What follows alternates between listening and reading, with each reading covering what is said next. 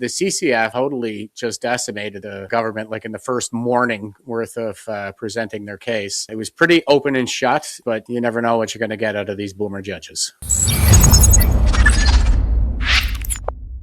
We are joined by the man who took a $28,000 walk in the woods of Nova Scotia, Jeff Evely, to talk about his case. Mr. Jeff, Santa Claus Evely, what's going on, bro? Oh, this is it, brother. How you doing? Good. God, great to have you back. Great to have you back. Yeah, damn, that beard is majestic. Yeah, it keeps getting more and more. It's a mane, but thank you. That beard would not accept energy lockdowns. Whatever Jeff is doing, that beard's out there protesting for sure. Yeah. So talk to us about. Yeah. So talk about your case, man. What's going on? I know that you're finally in court right now, and you're represented by the Justice Center for Constitutional Freedoms, right? Yeah, that's right. So we were in court last week. We had 3 days worth of hearings where actually 2 charter challenges were presented. Public interest challenge by the Canadian Constitution Foundation and a private interest challenge by the JCCF. That was on my behalf. So 2 different civil liberties organizations, 2 separate charter challenges, one in the public and one in the private interest. I think that's about as good a shot as we're going to get at reining in the government. I thought it went well. It seemed to me that the CCF actually totally just decimated the government, like in the first morning worth of presenting their case. It was pretty open and shut to my mind, but stranger things have happened, and you never know what you're going to get out of these boomer judges. That's right. So what kind of timeline are we looking at? You're confident? Yeah, go ahead. You feel confident? I was just confirming if you felt. Oh, okay. No, there is the boomer judge factor to consider. I thought that the Canadian Constitution Foundation and the Justice Center for Constitutional Freedoms did an outstanding job presenting the case. It looked to me like it was open and shut, airtight, point final, and but at the same time, stranger things have happened, and even when it was the government's turn to present their case, it was really lame. And in their own written submissions, the government actually acknowledged that they don't believe that our right to liberty means we have a right to roam around. They were like, you don't actually have a right to just kind of wander around in your right to liberty. And the CCF said in the first morning, they're like, look, they said it right there in their own submissions. We've actually had a right to do this for about 800 years, and it's part of the common law that we inherited. And if they show that they failed to properly weigh our rights when rendering the decision to issue the proclamation to ban us all from the woods, then right off the bat, it fails the legal test and it is unconstitutional. So it was like, wow. to me, it was like they it was a self-own on the part of the Nova Scotia government. They basically made the case for me when they said that we don't have a right to liberty. Or, well, we do have a right to liberty, but they think of rights as permission, obviously. We don't have permission to just wander around. We need that from our lords and masters at Citadel Hill. So. Do you get the feeling that the government of Canada is, to paraphrase Donald Trump, not sending their best? Are they kind of mailing this in, and do they think this is a slam dunk, or do they just not care? Like, what's your vibe here? The lawyer himself on the government's behalf. Yeah, I didn't. I think I probably could have done a better job than he did. He was like citing outdated case law, and he was even, saying, thinking out loud, saying, "Oh, I'm just venting. I'm just venting." Oh God! People are able to move around as they please in a free country.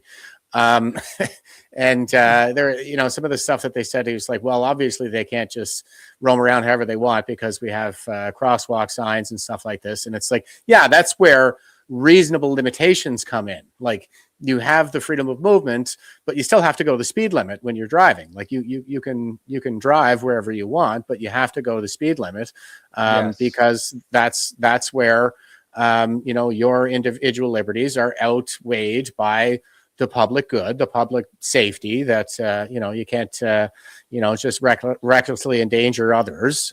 You don't have a right to do that. So, but he just seemed to have a total misapprehension of what our Constitution actually means and what rights actually mean. The whole government did. But at the same time, I don't think that they were deliberately phoning it in, because my understanding is that they actually hired a hotshot lawyer from an outside firm to prosecute my ticket case. So you have to understand, these are the constitutional challenges, the charter applications that were heard last week, and then I contest the ticket itself in July. So hopefully, if we get a favorable decision in this case, then maybe we won't have to do that. But I'm not getting my hopes up in modern day Canada.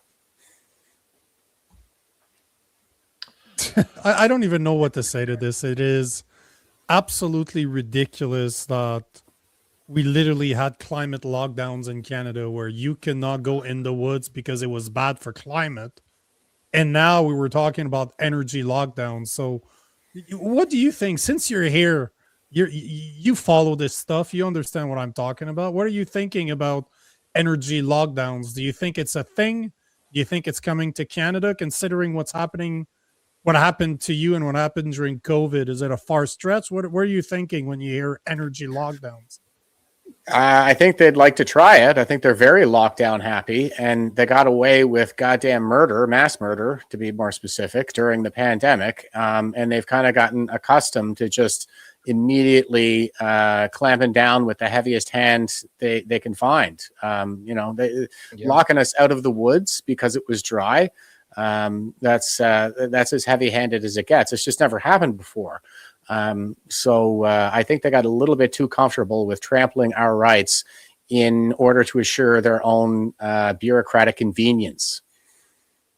Well, and they really give the game away when, if they were really concerned about the woods, then they would have made a lockdown for everyone. But of course, if you were Indigenous or something, or you had a religious reason, you could go in the woods. It was no problem. So it really makes it hard to take it seriously when you see that kind of stuff. Okay, well, now there were exemptions, or were there not? Were there exemptions for Indigenous people, or for yeah? So Indigenous peoples were still subject to the ban from the woods, but there were permits issued for things like Indigenous fire ceremonies. And also, that was another point that the Canadian Constitution Foundation made, is that Indigenous treaty rights are protected under the Charter, and there was no evidence that there was any attempt to weigh those against the goal they were trying to achieve of preventing wildfires. So it's crazy when you think about it. What's the timeline on this? So you've had is the trial portion over and you're going to wait for a judgment, or is there more trial days, or how does that work? No, it's all said and done. It's all over but the crying. We're just waiting on the decision from the judge now. So it's anybody's guess as to when they render these things, or how long it takes for them to render these things. I've seen them come back in a few weeks in some of my, cases where I self-represented, like the case where I tried to self-represent in 2023 to say the woods ban that they did at that time was unconstitutional. That came back really quick because it was just a no. But the judge said that he was going to take some time with this, and it would take him a little bit longer than usual. So we could be stretching out into months, before we get a decision. It's really anybody's guess. But you're hoping it's going to happen before July, because if he does favor you, that makes it very easy to contest that ticket, right? Yeah, I mean, if the proclamation that I violated turns out to be ultra vires, as in unlawful, then that would definitely help my case when I'm defending myself against this $28,872.50 fine. Oh yeah, because these are two separate things, right? So you'll still have to go against. This is just to see the constitutionality of the law itself. Is that correct? Yeah, the proclamation that was issued under the Forests Act, the Forest Act itself would be the law, and then the proclamation is like the law empowers the minister to make the proclamation. But the way that he did it, like he skipped over multiple steps, and he was supposed to basically go from a fire ban to a travel advisory to travel ban, but the ban was for certain zones within the woods, whereas he did the entire woods. And there was a lot of talk too about just vagueness, because vagueness is another one of these legal tests that it has to pass in order to be constitutional. And the woods is pretty vague. And when you look at the act, the woods actually includes like bogs, it includes rock barrens. And the judge actually asked at one point, he was like, well, what about Peggy's Cove? That's all rock. That's a rock barren. So is that the woods? And then, the government lawyer was like, well, it's not in the forest, so it's not surrounded by trees, so it wouldn't be the woods. And he's like, well, it doesn't say that in the act. I mean, so what is the woods legally speaking? I mean, really, I mean, that's that a lot of these legal questions are based on those sorts of like seemingly minor differences. Like we talk a lot about Bill C-9 here lately, right? And one of the definitions of hate is any emotion that's stronger than disdain, right? How Right. You could spend months in a courtroom arguing over that. What is the legal standard for disdain? So yeah, it'd be really funny if that was where this whole case turns around is on the definition of woods. Yeah, and these are the kinds of things that, I mean, you're supposed to write the law as clearly as possible. Like if it's vague, then it's unconstitutional. Yeah, it should be the case that, you could also take the, self-defense law in Canada. If somebody breaks into your house in the middle of the night and starts stabbing you in the head, like that guy out in Alberta, like you have to weigh something like 7 different factors before you decide what you're allowed to do in your own self-defense. Yeah, the proportionality is terrible. That's terrible. And he had a 6-inch knife and he used a 9-inch knife, so it's not proportional. It's not proportional. Are we talking about knives here? You're kind of fucking with my head. What the hell are you saying? Those are interesting measurements there, Rob. I'm just saying. Yeah, 7.5 inches for knives. My wife left me. My knife wasn't long enough. Mine was 9. Bringing my own baggage into this. You said mine was 9. So. If we are headed in energy lockdowns, are you going to take a walk too? I mean, what would constitute an energy lockdown? If there's an energy lockdown, I think I'm just going to like burn everything. It's supposed to turn the heat up and go outside. And, well, Nico had read it out earlier. Let the car idle in the driveway. Just to get you up to speed, apparently there's this energy international organization similar to a WHO that it doesn't have any power in and of itself. Energy Agency, the International Energy Agency, Agency, give guides. Yeah, we're part of it. Just like the WHO. Like literally 30 countries are its core members. Canada, the US, most of the West are part of it. And the International Energy Agency released 400 million barrels from strategic reserves, meaning their core members gave them barrels. Canada gave like 20 million barrels. Where it was like 10 kilometers on the highway less or something. Well, here you go. So the IEA recommended the following: mandatory work from home to save fuel, reduce highway speed limits by 10 kilometers or more, odd/even car access in cities based on license plate numbers, and banning air travel where alternatives exist. And this is like the WHO, right? They don't have the power to force anybody to do anything, but countries like the WHO listen to the International Energy Agency because Canada's part of it. And that's what I call energy lockdowns. This is what you're starting to see. So as a country that has the 3rd largest proven oil reserve in the world, number 1 hydroelectricity producer in the world, if you start hearing the terms energy lockdowns or lockdowns from a home, that was planned ever since Trudeau signed that Paris Accord in 2015. Yeah. That was all part of the plan, right? Yeah. Yeah, I mean, the Paris Accord really is kind of at the center of it all. Huh? And well, I guess it's more like the UN and the IPCC, who make all these recommendations and fire anybody who engages in actual science. They cherry pick the evidence to support the climate change narrative, and they ignore things like variable solar irradiation, which we know is a thing. Like the output of the sun actually changes; it fluctuates, and astrophysicists measure these kinds of things, and they're much better at predicting climate change than so-called climate scientists are, because it doesn't really have anything to do with carbon. It has everything to do with the sun's output and interactions between the sun, the moon, and the magnetosphere. And like the warming that we're feeling now is actually the result of solar activity about 800 years ago. So, and that's because as the ocean heats up, it releases carbon, but it's on a much longer time scale, because specific heat capacity of water is like 4.2, and that's really high. So the real science is more like astrophysics than it is carbon. But yeah, the UN is a Chinese-dominated democracy of dictators, and many of them spend way too much time normalizing pedophilia to be in any position to tell us how to live. That's my attitude, but I think that the people running this country probably worship the UN and some kind of global governance. It's a very left-wing country, I'm afraid to say. So I wouldn't be the least bit surprised if we virtue signals our way right into another dark ages if the UN so declared that, it to be virtuous. Yeah, it makes you wonder how, what would it take for people to,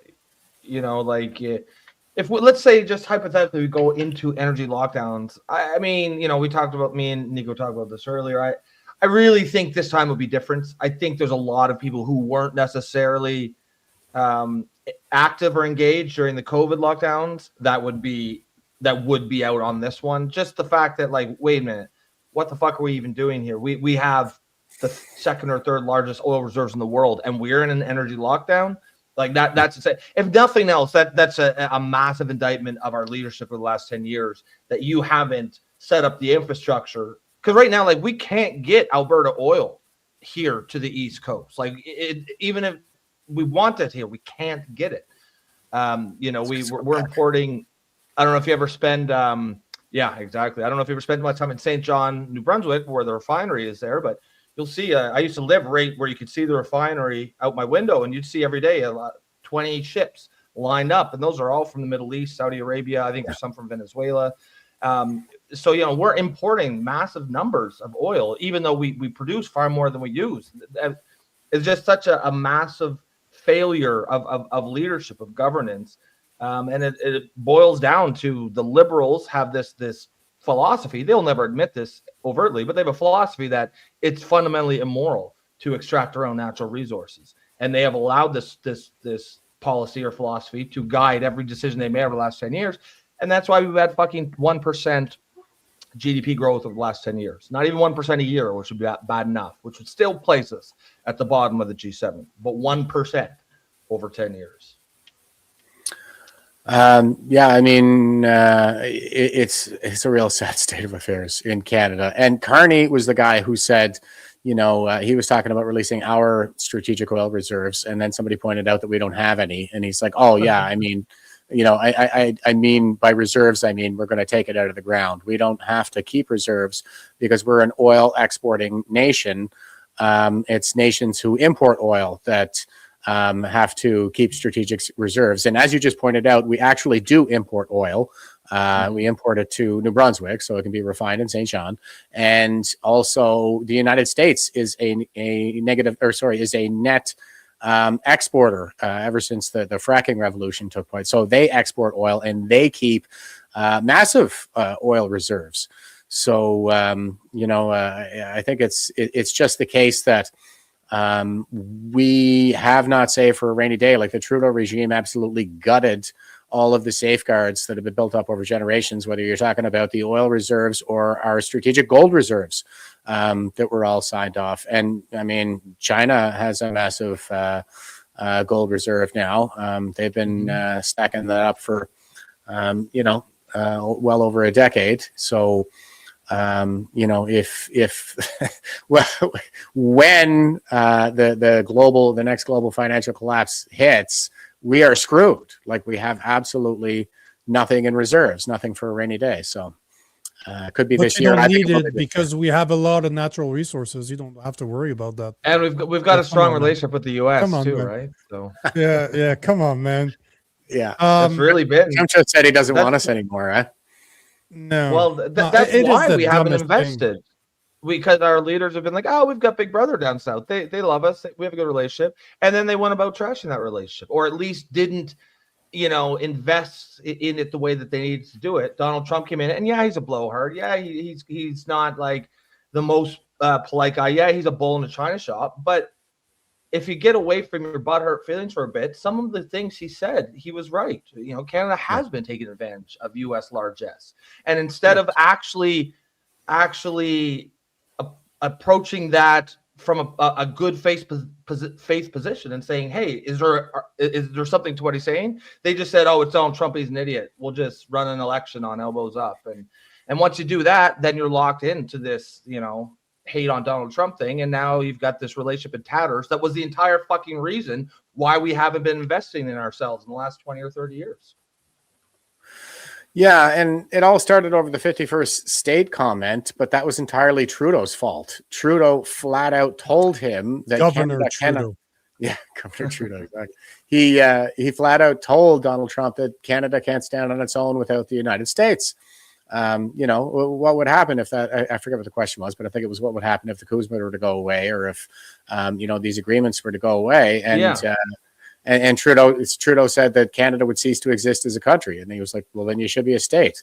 Like, if you can't stand on your own as a country, you should be a state." That's a very logical thing to say. He's not wrong.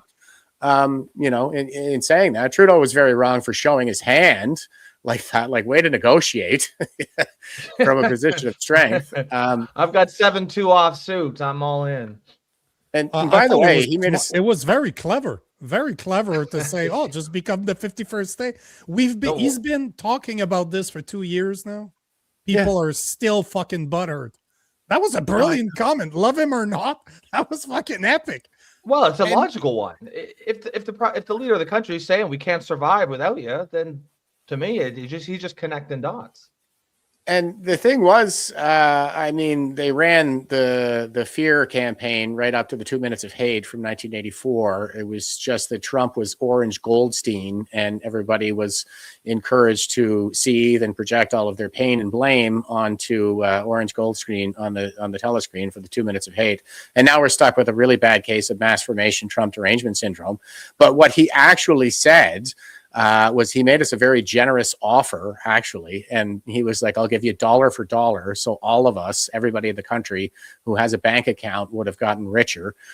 We would have had a real military, we would have had a real national defense. We would have had better health care. We would have had better protections for our speech, more freedoms. So it was actually the case that he was making us a generous offer. And Carney turned around and said, Donald Trump wants our land, he wants our water, he wants our natural resources, like he was going to invade and take over the country. And it was like, no, he's a real estate guy. He was talking about a real estate deal that would have made everybody in Canada richer and better off. And frankly, would not have been good for the United States. That's two new Democratic senators from, that's basically adding California, right? It actually would have been terrible for the Republicans. The deal they should have made that I've been calling up for since the beginning is, let's do a trade. I will exchange. I need three liberal spots in the U.S. I will trade. You give us 3 Democrats, I will give you 3 conservatives. And we will exchange. Like, the people that are not happy in the U.S. come to Canada. People that are not happy in Canada go to the U.S. That'd be a fair trade. That'd be a very fair trade. I think it would have been more like he would make us a territory first. Like, of course. Yeah, you couldn't can't vote for statehood. No. But no, you can't. Even if you're going to reject it because, I I actually like being Canadian. I don't want to be American. And it's not just about, yeah, I recognize that's a good deal, but there's a way you can reject that deal and not destroy the relationship between the United States and Canada. And he didn't do that. He basically ran an election on the destruction of this relationship. And then once he was in, you know, he starts making speeches of you know, it's a new paradigm. It's the old world's gone. And well, yeah, it certainly is now, but like, it didn't have to be that way. Even if you don't like Donald Trump, like, your relationship is not with Donald Trump. It's with the United States of America. Canada will be here long after Donald Trump is gone. So you bite the bullet. You do what you have to in order to retain a foundation. Because, I mean, Donald Trump's not a fucking warlord. Like, he's petty and vindictive for sure. But that's the other thing we talk about all the time. He's actually really easy to manipulate. Fucking let him be the big man in the room, right? Flatter his ego a little bit, try to stroke his ego, and you can actually get quite a few things from him. But it was unseemly for them to do that, especially after they spent the whole campaign hating on him, and it would have been so easy. And we should be thanking him for getting rid of Justin Trudeau. Actually, that's what came out of that. He got rid of Justin Trudeau. And it was Carney who decided that he was going to destroy the relationship with the United States in order to get elected. He was the one, elbows up. Basically, our strategy is to be mean to the great Donald, so he'll want to be nicer to us. And apparently that he was the only one who didn't realize it doesn't work that way. So now we have Donald Trump coming out and saying, you know what, never mind Canada. We don't want you anymore. And Kuzma is going to expire this year, and the whole country is just going to he's not going to renew that. I don't think there's any way he's going to renew that. No. Well, it's not going to expire this year. It's just they need to make a deal this year, or else it doesn't renew in a few years down the road. It's not like it's up for renewal this year. It's just you open the door to sorry, I'm not negotiating anymore. So be ready that 3-4 years from now, when it does expire, you're fucked. And the markets will respond accordingly now, right? They will. Forward looking. But we'll be in energy lockdowns by now, so it's not going to matter. Jeff, before you go, no fuel. No woods, no fuel. Well, only 7 to 9 inches of wood. Yeah. That's all the wood we can handle. No knives. Yeah, no knives above 6 inches. That's all the wood we can handle. Now, Jeff, you wanted to talk about something else that you've been working on, MayDayCanada.ca. So tell us what this is all about. I clicked on your link and then I got sidetracked and I started scrolling through X. God damn it, it's too well done, huh? Fucking social media. So what's MayDay? MayDayCanada.com. What is that? So we're doing an event on the 5th of May. We're calling it MayDay Kids in Crisis. I think that there's a renewed appetite for this conversation around... Crisis as in Christ? Jeff, I didn't know you were... I know, I'm just fucking with you. I'm sorry, man. So it's called Kids in Crisis, and we're bringing an end to childhood transition in Canada. I think there's a renewed appetite for this conversation in the wake of Tumbler Ridge. We saw what happened, where we had a male shooter in a dress who was described as a female in a dress by the RCMP, and across the board, all of the institutions spewed the usual dogma, the transgender cult dogma, and it's a public safety issue. So I think a lot of people kind of woke up to that, and then we just had that school shooting plot that involved schools in Nova Scotia and Manitoba that was foiled by local police with the help of the FBI and Interpol. And again, the CBC referred to the would-be assassin in Nova Scotia as a girl, when in fact it was a boy transitioning to a girl, according to Juno News. So that appears to be the case. And this is part of a broader trend that we've seen in the United States with trans shooters. So I think that the public is a little more awake to this issue now, and it's a good time to go to Parliament. We're going to do a parliamentary press gallery in the morning at 10:30. So anybody with independent media, make sure you got your press pass, because it's not like we can count on MSM to show up. But we are trying to penetrate that mainstream bubble. That's the purpose of the press gallery in the morning. And then we're going to do a rally on the Hill at 1 p.m. Now, I personally, I'm not real big on the protest scene these days. because I don't think anybody, like, they don't care if we protest, and protesters are pretty awake to this issue already. But we're going to do a rally and a march to try to raise some awareness, bring people together, and it's always a good networking opportunity. And then we're doing a town hall in the evening. And thanks for bringing that up, because those are the speakers that we have lined up so far. And I have a couple more in queue. Well, we've had me on the show a few times. We love Mia here. Well, Mia's I've great, spoken to Kelly Lynn before. We've had Mia Hughes on the show. I've been trying to get Barry Newfield. That's not the teacher, but he was on the board of teachers that got sued for like $500,000. That woman is a blast.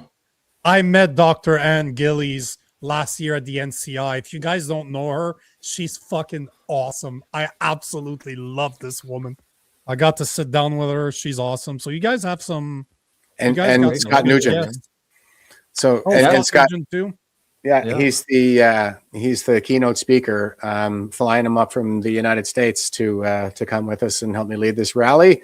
And he's going to be the keynote speaker at the town hall. And for anybody who's not familiar, Scott Nugent is a trans man, as in a lesbian woman who transitioned to male when she was 42, and he's now 53 and has all of the health complications, and has been very public about it and very active in opposing childhood transition, and very famous for being on What is a Woman by Matt Walsh. Yes, that's right. So, yeah, very energetic, passionate about the cause. Really, really that's great. That's the guy that's on the background of that of your posters, right? The guy with the green eyes.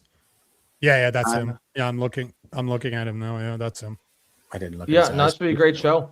This should be a great event. Sorry, man. I noticed people's eyes. It's kind of. I'm French. It's not gay. We make eye contact, man. Come on.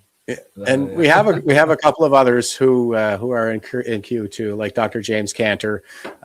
He has confirmed that he will be coming up, and Chris Fleury with the Justice Center for Constitutional Freedoms, who's working that case to get the men out of women's prisons. So, and we're hoping to bring as many from the community, like lesbians, gays, bisexuals, trans, anybody who wants to oppose the agenda to transition kids in particular, then they're absolutely welcome. And we started a petition. I sent it to Garnett Genius. I'm not holding my breath that anybody is going to take it, but I did start a parliamentary petition. And, there's a give, send, go there too. So we'd appreciate any help, because right now I'm just going out of pocket paying for plane tickets to get some of these people here and stuff like that, get them to Ottawa rather. So 5th of May, MayDay, Kids in Crisis. And, I think it's going to be a really great event. And this is the issue of our era. Like this is our children are our future and the most vulnerable among us. So, I mean, any society that doesn't protect its children is not going to be a society for very much longer. I can agree with that. Couldn't agree more. Well, Jeff, it's always a pleasure. Always a pleasure having you on. Yes. Great spot to pin it there. I appreciate you, Jeff. Yeah, keep us updated on what's going on in court. Keep us updated on what's going on May 5th. And yeah, man, thanks for doing what you do, bro. Great Maine. Great Maine again. Great Maine. All right, Jeff. Yeah. Have a great night, sir. Thanks. Take care. See you later, man. See ya.